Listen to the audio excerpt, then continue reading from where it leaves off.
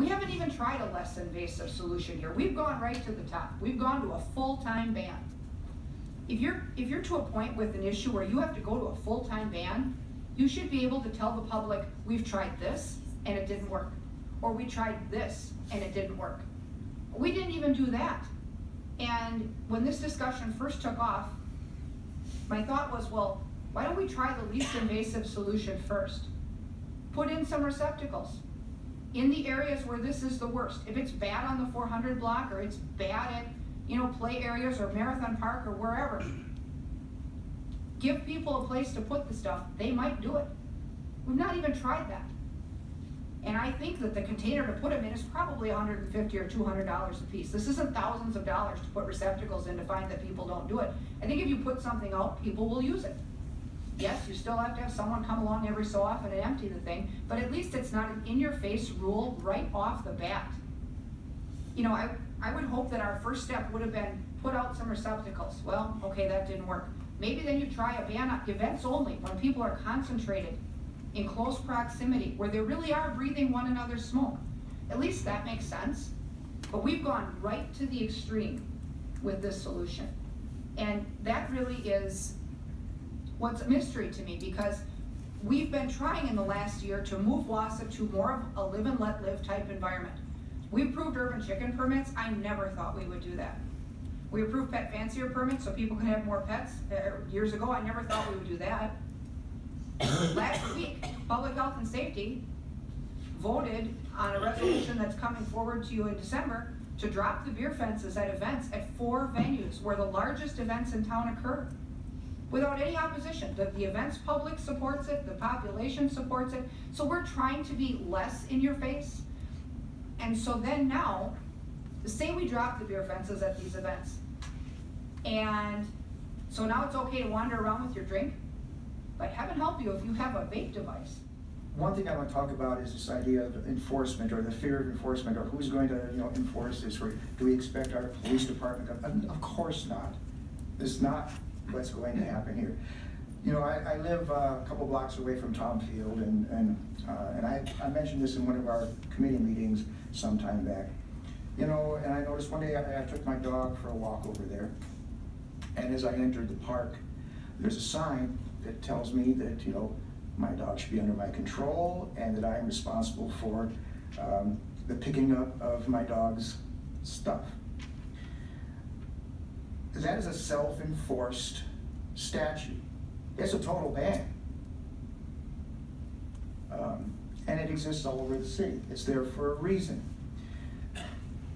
But we don't have, you know, dog patrol out enforcing it. We don't have people snitching on their neighbors, unless maybe it's to your next door neighbor and the dog is causing you a personal problem on your property. And I have, as a council person, received those phone calls and dealt with those issues.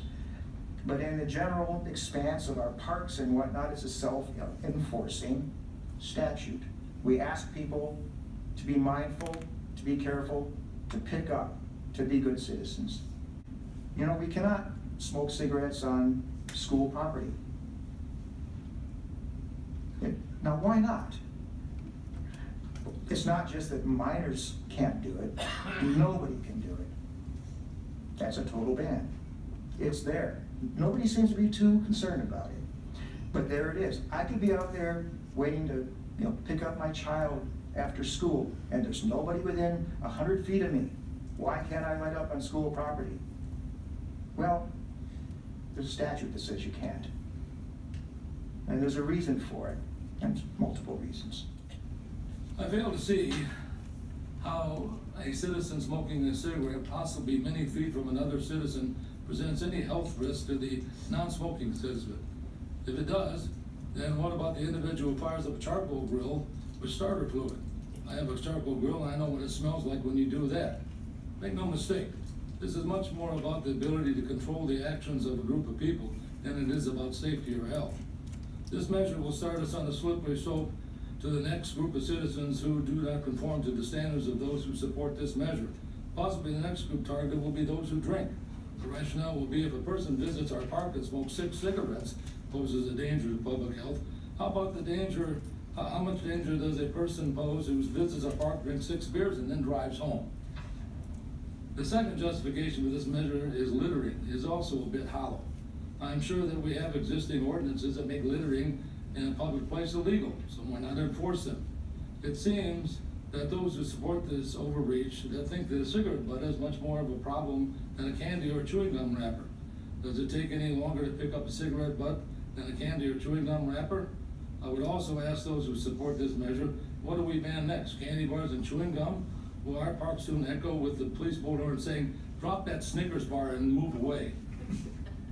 To start out with, smokers aren't being banned from the park. They're being banned from smoking in the park. The same way as they say,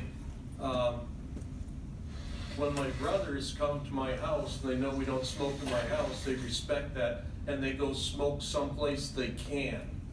They don't stop coming to my house because we ban smoking in it. So I think let's throw it out. Let's give the people that smoke some due process and respect here. They don't smoke in some parks now. They don't smoke in the courthouse. They don't smoke in places that signs say don't smoke, but they still go there. And any kind of regulation doesn't take care of 100% of the offenders or the people, because there are arrogant, snobbish people that pass on yellow lines, that you know, spit their gum out on the sidewalk when common sense would say you shouldn't do it. There's no smoking in my building. I have this beautiful receptacle out front of it that I thought looked absolutely ridiculous, but you needed something ridiculous for them to find. And it's amazing how many people, I sit in my office and watch them come in, they take that last puff, and they don't put it in the little hole. They throw it at the base of it. Some people are arrogant and you cannot control them. But they all put their cigarettes out before they come in my building because a sign says they can't. They respect it. Okay, so what I'm going to do here is read Mr. Peckham's amendment so that everyone understands what the amendment we're voting on, or you'll be voting on. So it's a motion by Peckham, second by Neal, to amend the file 040511 ordinance of the Park and Recreation Committee to read as follows. T, no person shall smoke in any park. The definition set forth in section 2.90.010C, D, and E of this code shall apply in interpreting this section. If the organizer of a Class 1 or Class 2 special event requested in the application for the event, the prohibition of this subsection may be waived as part of the established review process through the Public Health and Safety Committee and Common Council for those events where admission is restricted through the payment of an entrance fee. And you may begin voting.